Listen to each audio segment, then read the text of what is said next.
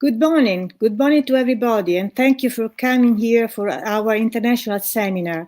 Let me introduce myself. I am Paula Benevene, and I am Associate Professor of Work and Organizational Psychology at the LUMSA University in Italy. I would like to thank, first of all, the LUMSA for hosting this international seminar on compassion and compassionate leadership in the workplace. And I would like also to thank Frontiers, the international journal, the section on organizational psychology, because they sponsored this event. I would like also to introduce, first of all, Michael West, which is our key speaker. He is Professor of Work and Organizational Psychology at Lancaster University. He is also visiting professor at University College in Dublin, and is also Emeritus Professor at Aston University. Michael West is also Senior Fellow at the King's Fund since the year 2013. He has authored, edited, and co-edited 20 books and published more than 200 articles on teamwork, leadership, and culture, especially in the field of healthcare. Michael, above all, has an extensive experience of working to improve staff experience and care quality. He is currently working on the development of the National Health and Care Leadership Strategy in Wales. He has also co-chaired the 2-year inquiry into the mental health and well-being of doctors. Most recently, he led a review for the King's Fund into the mental health and well-being of nurses and midwives across the UK. And in this year, he was appointed CBE, that is Commander of the British Empire, which is an honor given to some special British people for things they've done for their country. Just your reason of the service to compassion and innovation in the healthcare he provided. So this is an international seminar on compassion in the workplace, and we want to explore how this is interwoven with leadership. More in general, the key aim of this seminar is to explore how compassion and compassionate leadership at work can improve the work experience for all, creating a great place to work.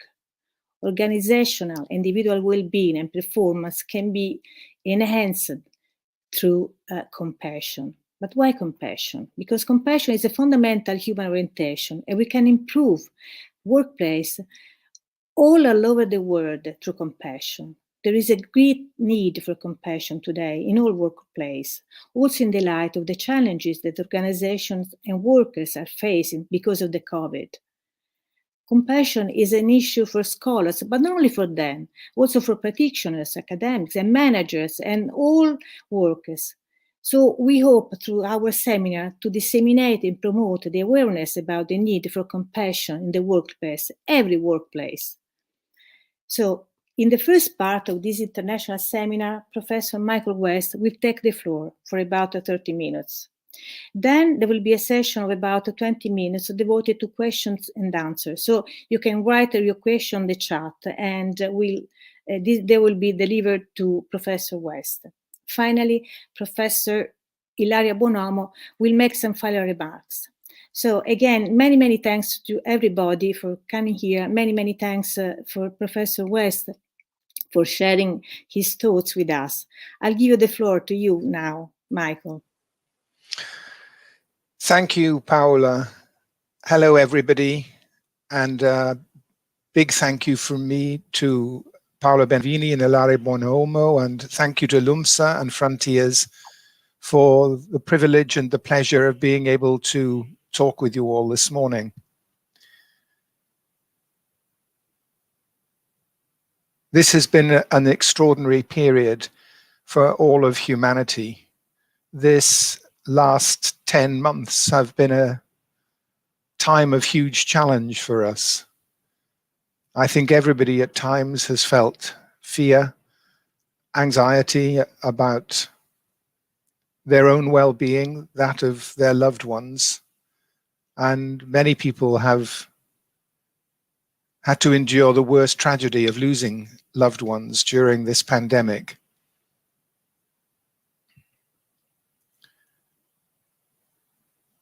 there is a sense now that there's some light ahead, and maybe we're able to emerge from this period, hopefully with a new understanding, taking the learning from such a difficult time and helping to transform our futures for better. And I think the most important learning from this period has been the centrality, as Paula has said, of compassion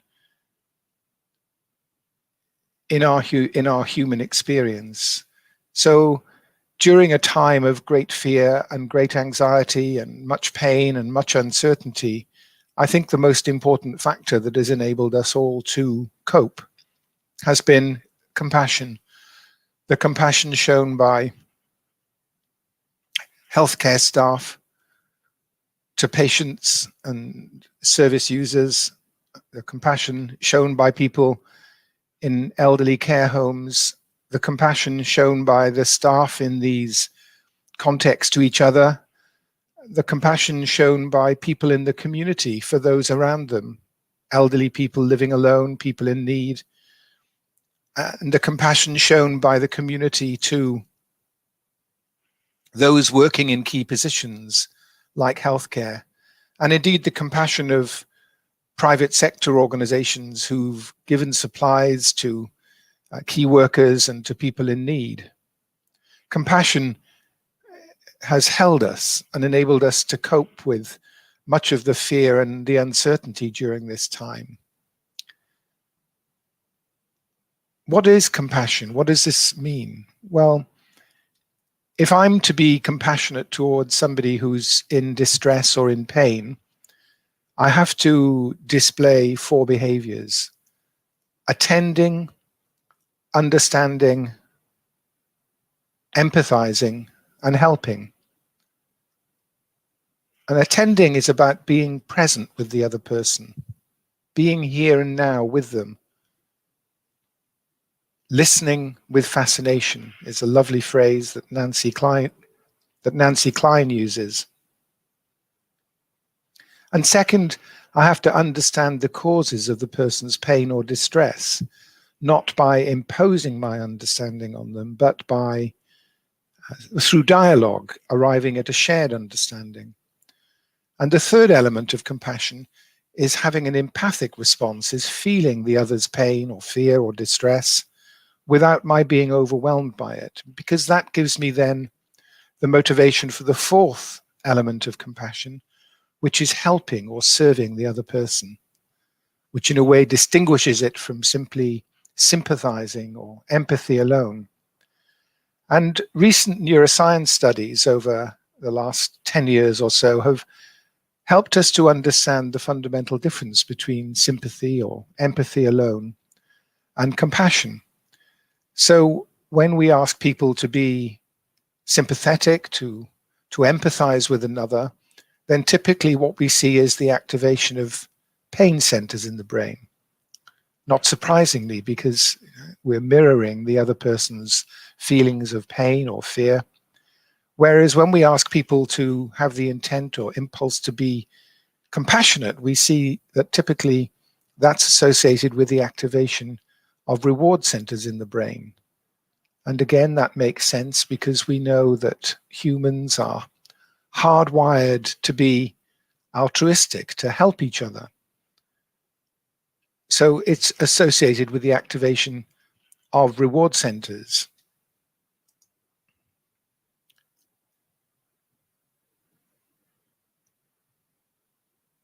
And we know that altruism is important because it's the way that we bond, we connect.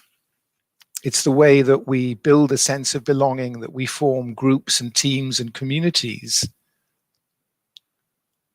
which enable us to be safe, to support each other, and throughout evolutionary history have enabled us to evolve in small supportive groups and teams and communities and survive. But in healthcare in particular, recent research has demonstrated even more fundamental effects of compassion. And I want to show you in a minute a couple of slides which summarize some of the recent findings in relation to compassion. These findings are taken from a recent review published by two American medics, Tresiak and Mazzarelli, who have reviewed many hundreds of research studies focused on compassion in healthcare. So I'm going to share my screen with you so you can see these slides, and I will show you some key findings selected out from many hundreds of research studies reviewed by Tresiak and Mazzarelli. So, for example, and by the way, I should say that all of these studies are based either on randomized controlled trials, which is the gold standard for research design, or on what are called meta-analyses. These are where a number of papers have been published on the same topic in research literature, and the data is combined to give us an overall picture of the state of our knowledge. So the first example is a randomized controlled trial, actually a number of them, which compared two interventions for patients waiting for surgery: the normal intervention by an anesthetist who visits and provides sedatives, compared with an intervention where the anesthetist doesn't provide sedatives but is asked to show extra compassion. And what we see is that in the compassion intervention, patients are calm but not drowsy, whereas when they're simply given sedatives, they're drowsy but not calm. And the compassion intervention is then associated with a much lower requirement for painkillers post-surgery and a significantly shorter length of hospital stay. The second example is a large randomized controlled trial of patients with an early diagnosis of non-small cell lung cancer, which is usually fatal, terminal. And the researchers were looking at quality of life and comparing an intervention which was normal early cancer care with early palliative, extra compassionate care. And indeed, what they found was that those with the extra compassion, early palliative care, had a much better quality of life. But what was a surprise and an unexpected finding was that those patients in the compassion intervention survived significantly longer. And we see similar large effects when clinicians are asked to show extra compassion in the treatment of long-term conditions like diabetes and HIV, and very large effects of clinician compassion in the treatment of mental health problems. What the research also shows is that although the majority of clinicians believe that compassion will take them more time in their encounters with patients, in fact, the evidence shows that compassion need not affect encounter length. Indeed, in some of these interventions, the clinicians were given a script which took them only 20 to 40 seconds to go through in their consultations with patients. And also particularly important, given the levels of stress that we know are so high amongst healthcare staff across the world and around Europe, particularly during COVID, is that when clinicians are asked to show, doctors, for example, general practitioners, to show extra compassion in their consultations over, say, a 2-week period, that has a significant impact on their own well-being, on having lower levels of stress, anxiety, depression. And the evidence also is really clear that compassion is associated with lower treatment and medical costs. And the effect sizes overall are very large, as the last bullet point shows, that the size of effects is greater than that of aspirin in heart attacks, and greater than the effects of statins in the 5-year risk of a cardiovascular event. So compassion is hugely important in human behavior. It's hugely important in healthcare. Indeed, across the board, it's probably the most powerful intervention there is in health and social care. So Given the centrality of compassion, it helps us to build relationships, manage difficulties, achieve a sense of belonging. It connects us, builds a sense of trust and loyalty. The challenge for us is, how do we create the conditions that Paul was describing in our organizations, where we nurture cultures that are more compassionate? And this is important because, if we take, for example, research on engagement, work engagement among staff, if we look across Europe, only about 17% of people report that they feel engaged at work, either most of the time, part of the time, in their daily work lives. So over 80% of people are going to work every day and experiencing no sense of joy, no sense of delight, no sense of engagement, corroding their quality of life and their experience of their lives, which should be joyful and happy. So how can we create cultures of compassion focused on enabling the well-being and the growth and the development and happiness of people in our workplaces? And that's about the cultures that we create. And of course, culture is a consequence of every interaction by every one of us every day in our work organizations. How warm we are, how kind we are, how irritable we are, how cynical we are, how compassionate we are, shapes the culture of our organizations. Every interaction by every one of us every day in our work is an opportunity to shape our cultures. But the role of leaders is particularly powerful, because what leaders pay attention to and focus on and talk about and model in their own behavior tells us what it is that they value. And so it's really important that our leaders, if we want to create cultures that are more compassionate, and I think that has been a key lesson from this pandemic, our leaders must model compassion in their leadership. And what that means is leaders embodying those 4 behaviors. Leaders who pay attention to those they lead, who listen to them with fascination, who seek to understand the challenges those they lead face, who empathize with them, who care for them, who have a caring response, and who then seek to help those they lead by do their jobs effectively by removing obstacles which get in the way, or by providing the resources they need, such as adequate numbers of staff, or the technology or equipment they need, or ensuring they have the training and development that they need that gives them the skills to do their jobs.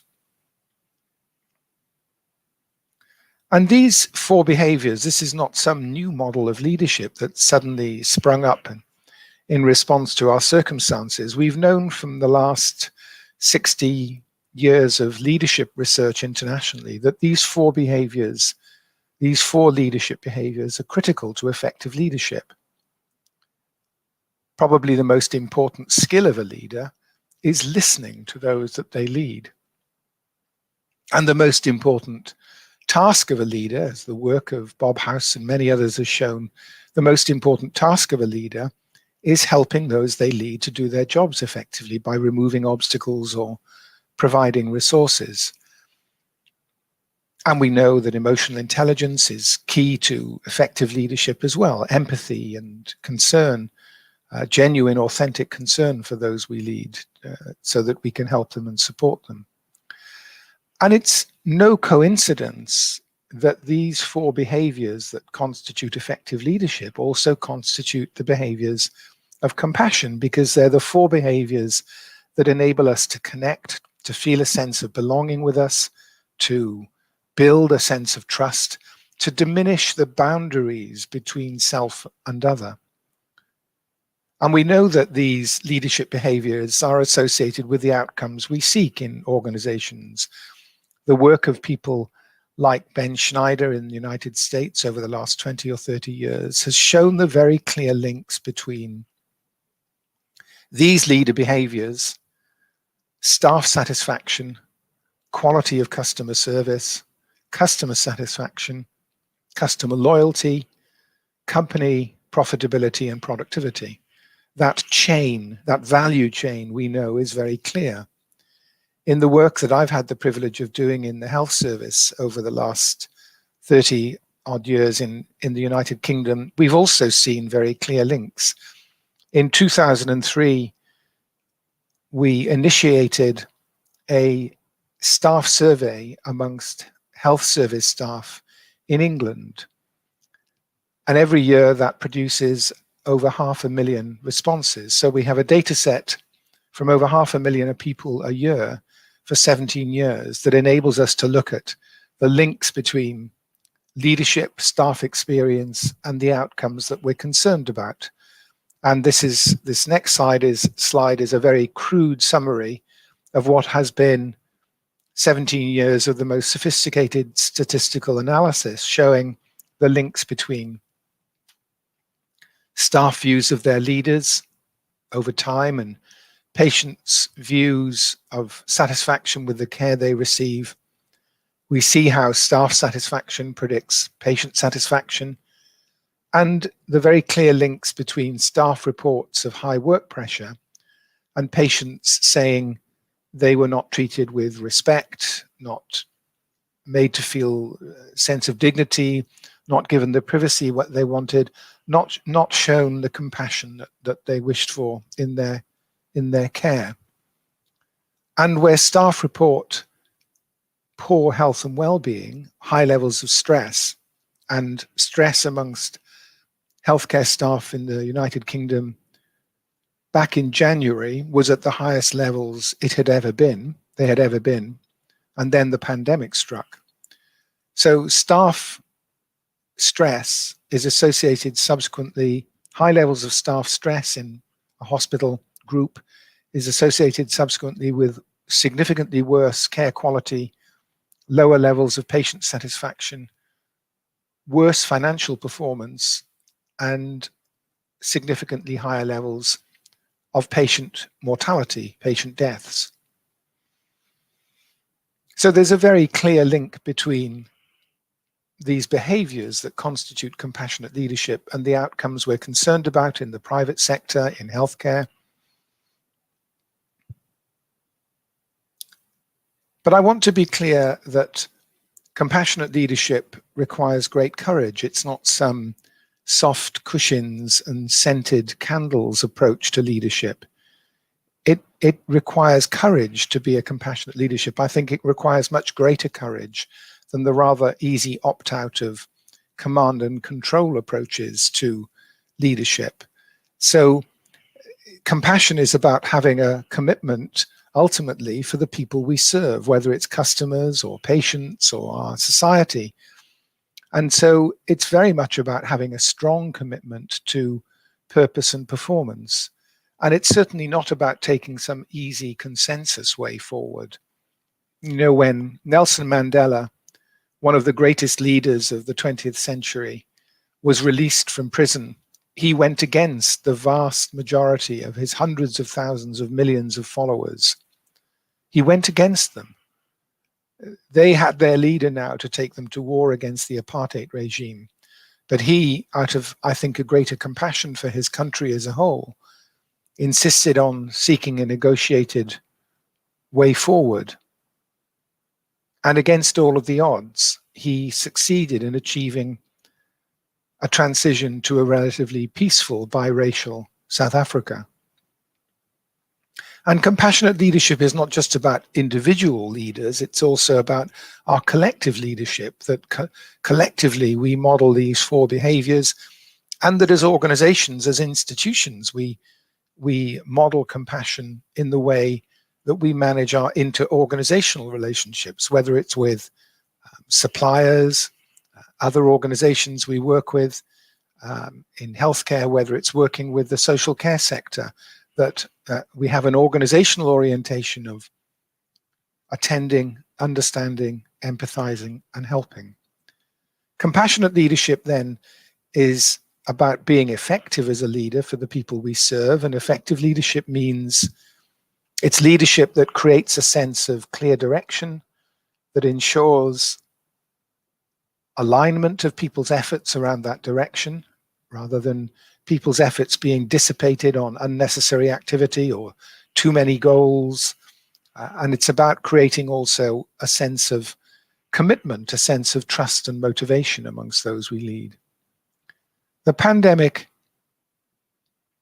has highlighted the disproportionate impact of environmental strains upon those who are discriminated against. We've seen the tragic disproportionate impact of the epidemic on people from minority ethnic groups and other groups who are discriminated against, whether it's Hispanic people in the United States or people from Black, Asian and other minority ethnic groups in the United Kingdom. And that shone a light as well on the effects of discrimination in societies generally on health, making health inequalities much bigger. And if leadership is not inclusive, it's not compassionate. If leadership is not inclusive, if everybody doesn't, we have to ensure that everybody feels included by our leadership. And compassionate leadership is also about not hoarding power or becoming more powerful. It's about how we empower others. We enable everybody to feel that they have leadership rights and responsibilities. So it's about encouraging collective leadership. For example, shared leadership in teams. We know that whatever sector we look in, whether we're looking in finance, retail, travel industry, hospitality, the more that our teams model shared leadership, the more effective they are. We may have a hierarchical leader of the team, but that person is facilitating others' inputs and their contribution of their knowledge and skills and abilities. And compassionate leadership is also how we work across boundaries with other teams, with other departments, with other directorates, with other organizations. Always asking, how can we help you so that you can deliver more effectively for the communities that we work together to serve. And I think the final really important point to make about compassionate leadership is, if we are to be compassionate at work as leaders, and I think we're all leaders in our workplaces, potentially, we have to understand what are the core needs of people at work. Because when we meet the core needs of people at work, when we meet their needs, then they're enabled to be well, to flourish, to grow, to have high levels of intrinsic motivation, and to perform their jobs effectively.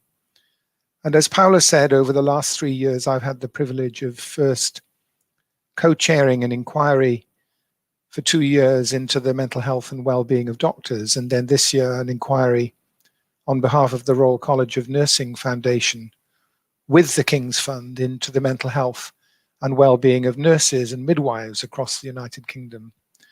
And to guide our work, we used a model of the core needs of people at work, based on the work of DC and Ryan in the United States. It's called self-determination theory, which has a great deal of empirical support over the last 20, 30 years.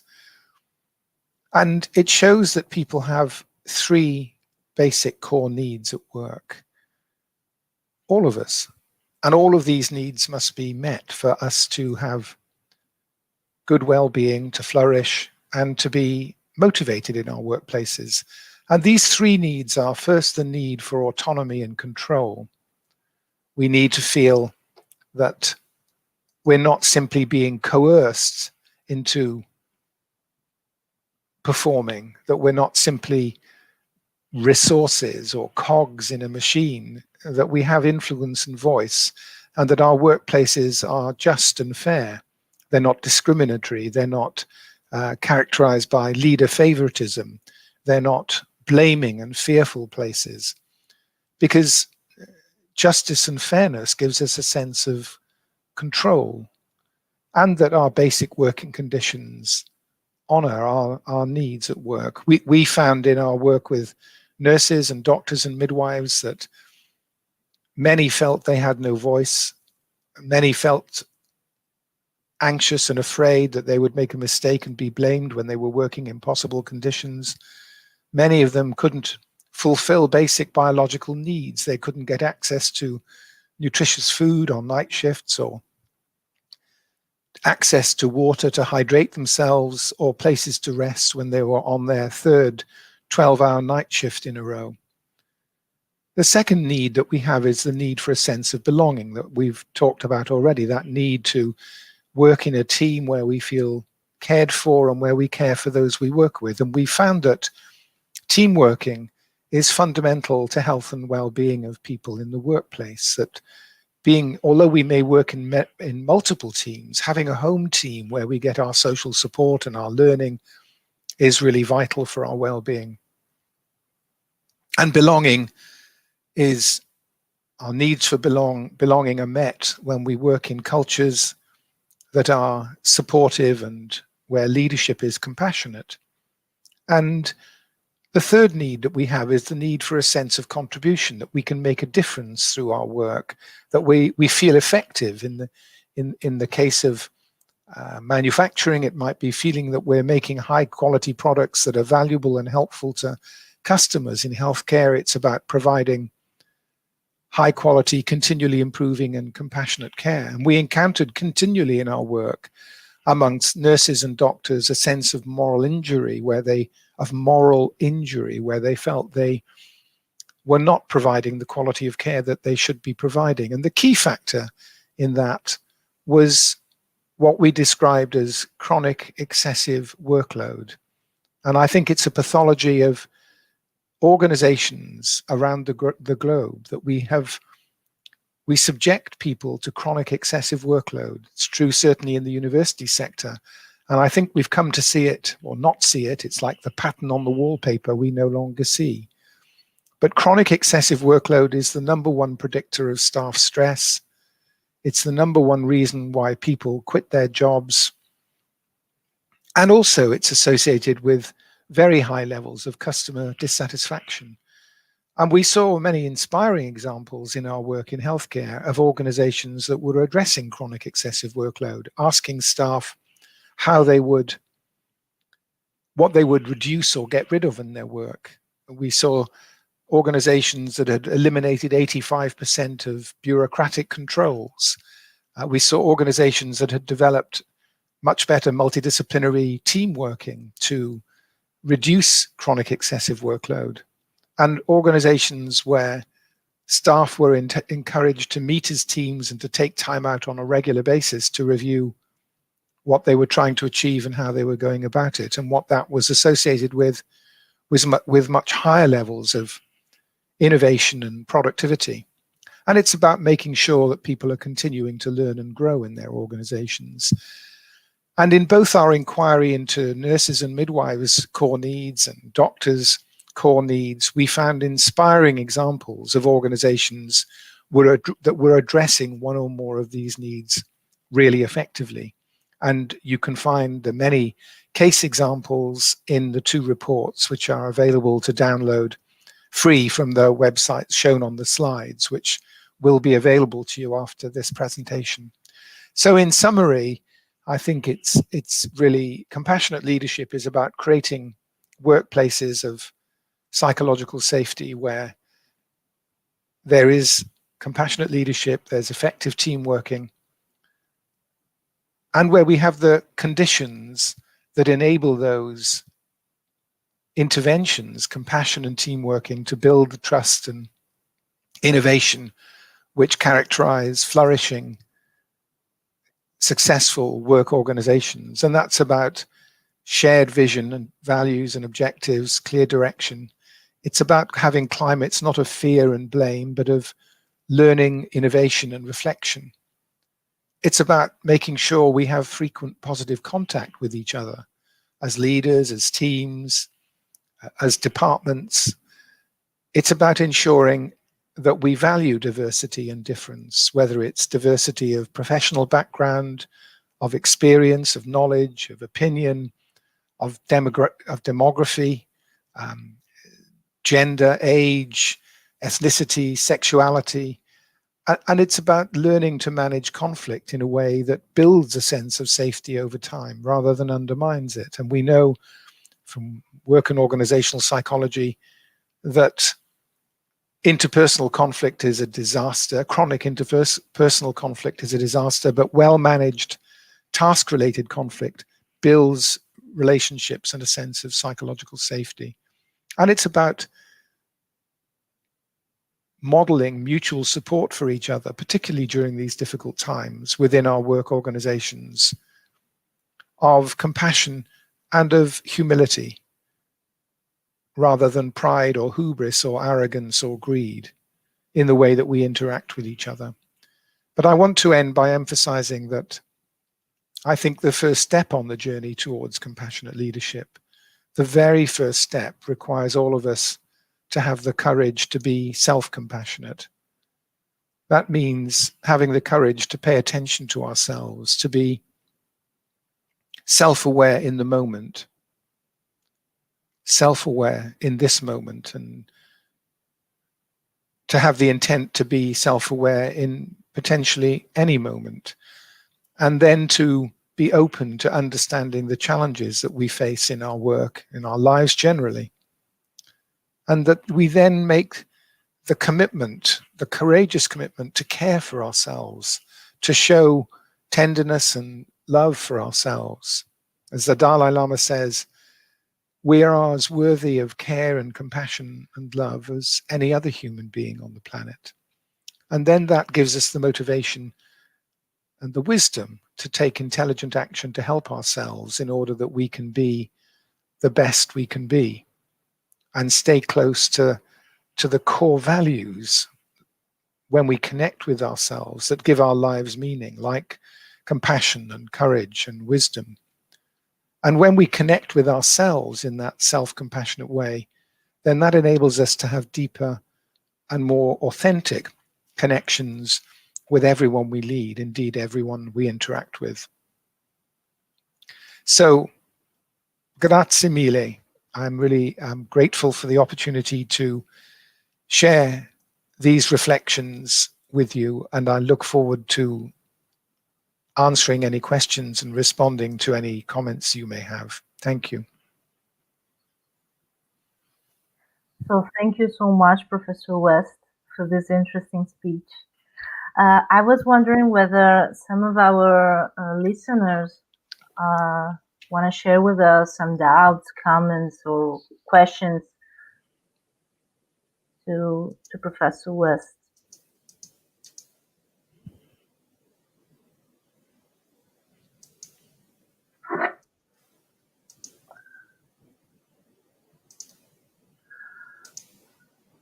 I think I have some.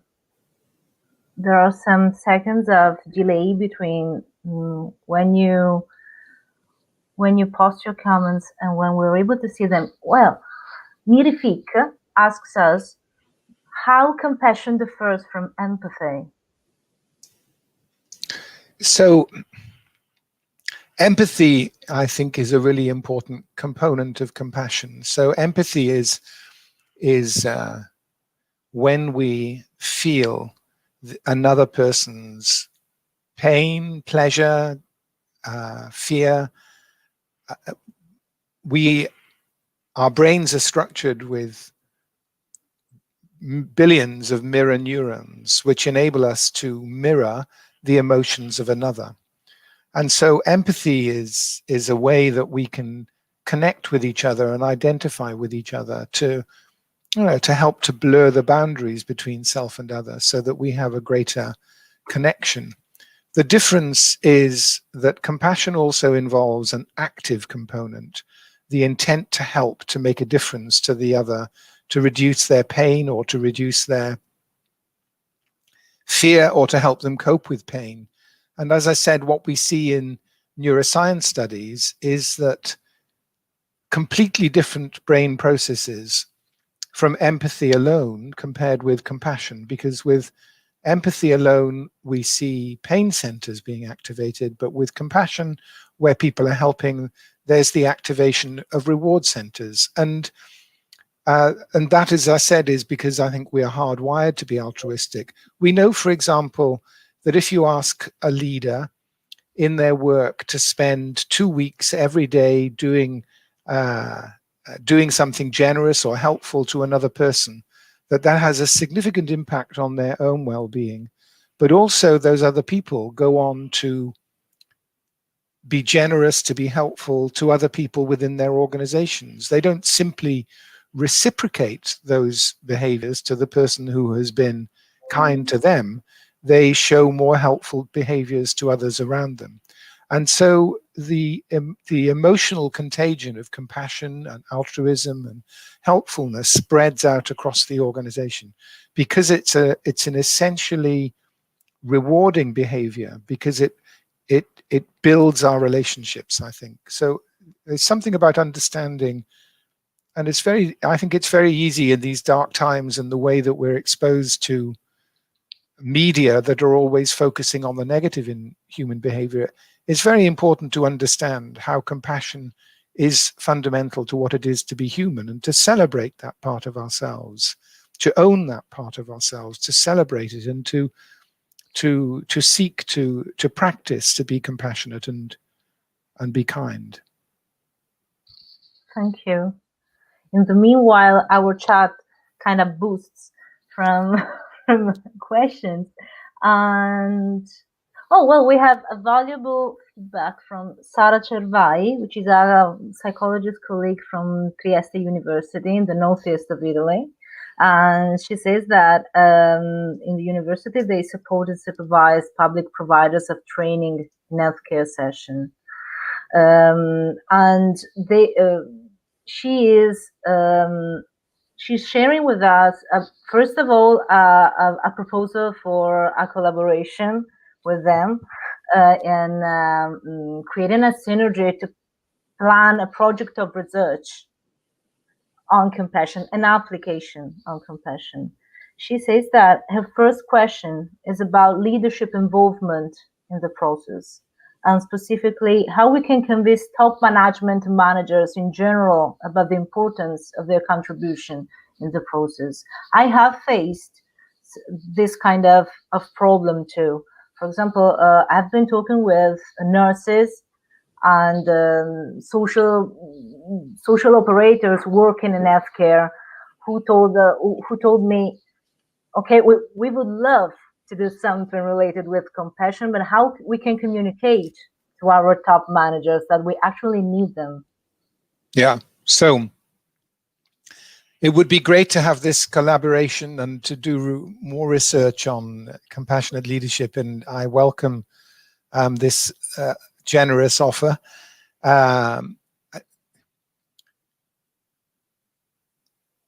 Over the last, I suppose, 20 years, I've been able to interact with senior leaders in our health services, and by continually presenting the evidence that we have about the links between leadership, culture, and the outcomes that we're concerned about, because we have great data from work and organizational psychology in general, and in our health service in particular, we can show really very, very clearly that the most important factor predicting the performance of our organizations is the experience of the staff. And particularly, the single most important predictor is levels of staff engagement. And we know that their relationship with their immediate supervisor and their leader, and their relationship with their team and how well that team functions, are the key predictors, along with workload, are the key predictors of staff engagement. And staff engagement predicts, in the private sector, company profitability and productivity. In healthcare, it predicts care quality, financial performance, patient mortality, patient satisfaction. So the evidence tells us that this is the best way we can intervene to promote organizational effectiveness. But simply presenting that data to senior leaders once is probably not effective. So I've given, over recent years, if you take the last 10 years, I've probably done 1,000 presentations in our health service. And I think we have to have the courage as researchers to continue to drip out the messages, the courage to be persistent, to drip out the messages, the key messages from our research. Now in the United Kingdom, the national strategies for all 4 UK countries are to promote compassionate leadership in health services. In Wales, the government has committed to a 10-year strategy for developing compassionate leadership across all of health and social care. In England, the People Plan, published this year, makes a commitment to developing compassionate and inclusive leadership across all the 1.4 million staff who work in health and social care. In Northern Ireland, they've been implementing a compassionate and collective leadership strategy for the last 2 years. And in Scotland, they have an approach where the whole of Scottish government is focused on developing compassionate and collective leadership. So I think when we present the evidence and we are persistent over time in showing how key this is to organizational performance, we can be successful. But it does take persistence, I think, in the end.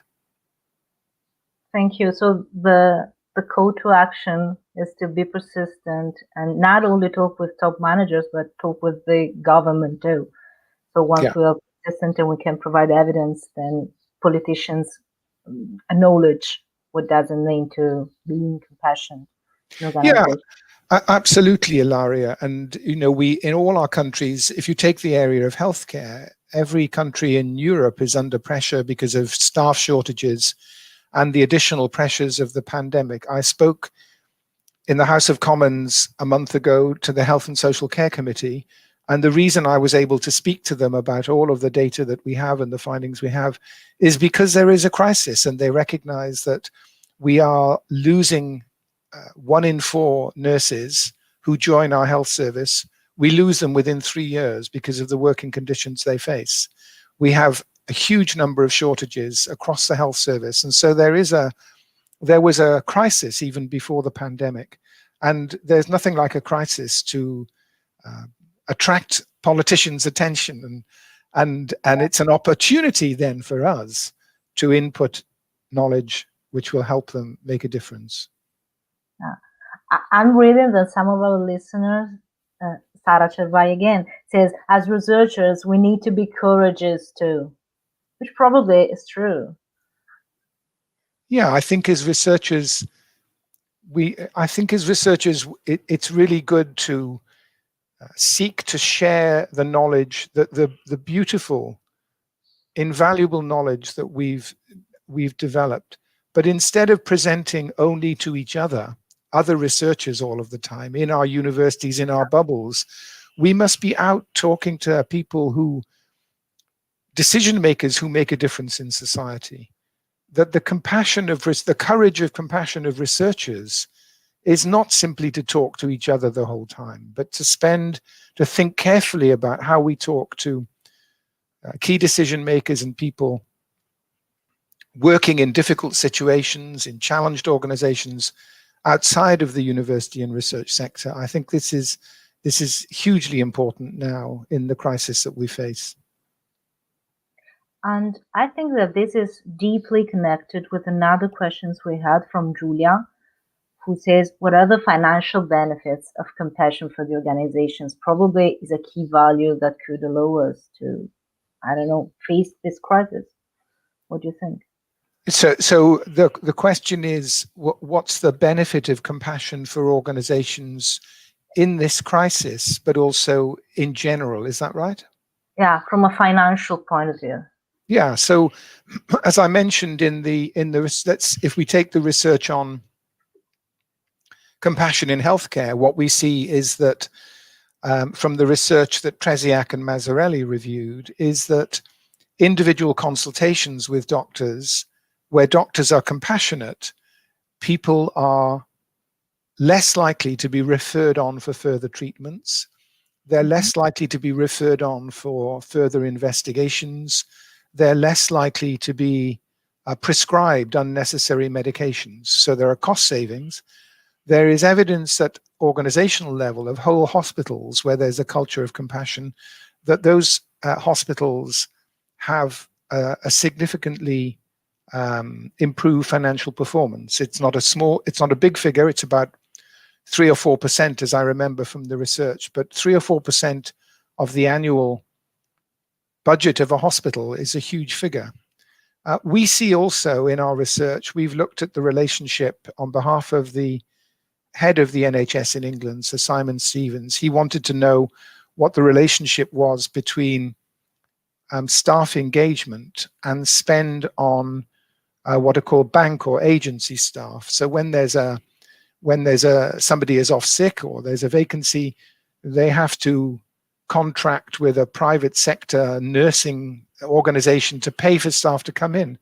What we find is higher levels of staff engagement in hospitals are associated with lower levels of absenteeism, and that in turn is associated with less spending on these private agencies. And the effects are actually enormous. It's millions of euros a year for a typical health service organization. We also see in the private sector, of course, that staff engagement is associated with much better financial performance. I mentioned the work of Ben Schneider, and we see that higher levels of engagement because of great leadership are associated with higher levels of profitability and productivity. So the evidence, I think, is consistent, it's clear, it's convincing, and it's about recognizing that organizations are made up of human beings. If the way we're treating them, and as I mentioned, across most of Europe, the working conditions of people are not helping them to flourish. If we don't treat them well, if we don't give them joy at work every day, if people are not able to experience joy at work every day, then they have more absenteeism, they're more likely to quit, they're more likely to be intending to quit, they're more likely to make mistakes in their work that are costly. So these effects accumulate and cost organizations enormously. Thank you. We have another question for you. Valentina Somovigo asks, can differences in leader goals, compassionate versus self-image goals, affect the ways in which followers perceive the leader compassionate behaviors? So the question, Valentina, is, I'm checking this, Ilaria, is that if the leader is focused on benefiting their followers versus leaders focused on benefiting themselves, does that change the way that followers relate to their leaders? Yeah, I think so. Yeah, so I think in the leadership literature, it's absolutely so. I think people talk about the difference between socialized leadership, so a leadership that is focused on the people that they lead, versus a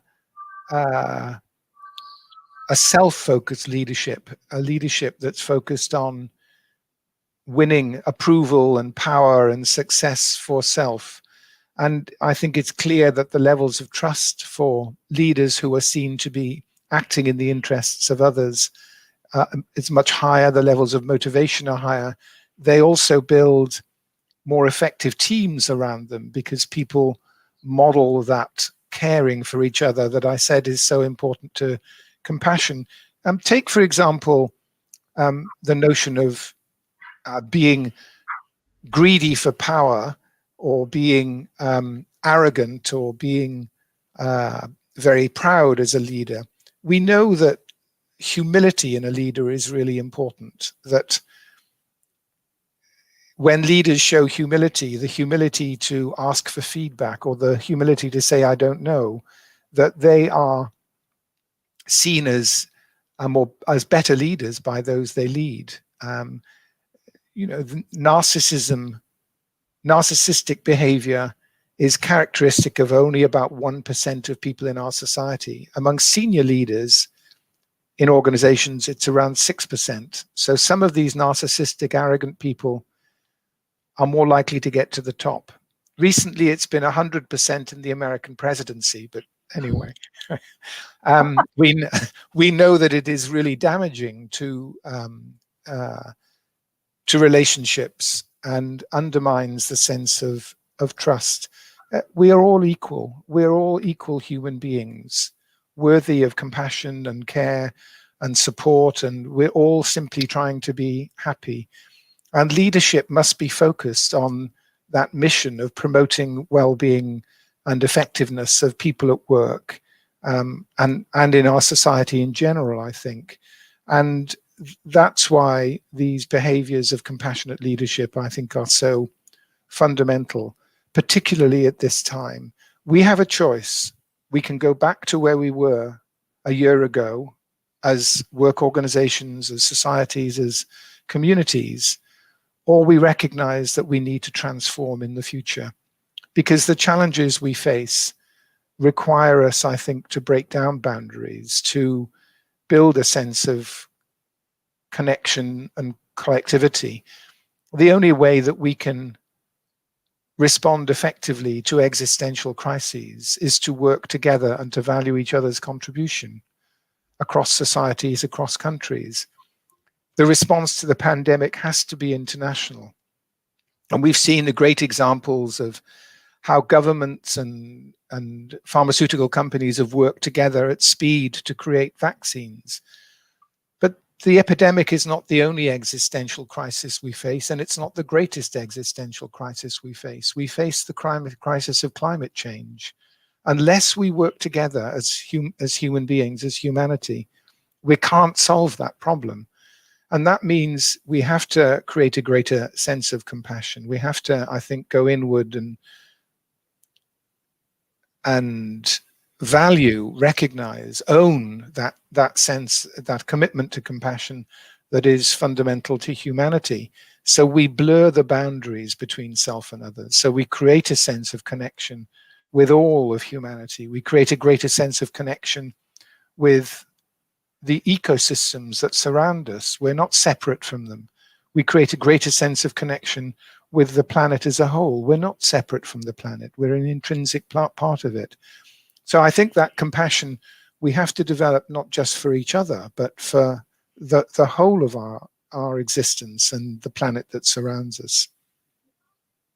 Thank you so much, even for this deeper, broader account to compassion, despite the fact that COVID-19 is kind of highly salient in our life right now. And unfortunately, our time is about to be up.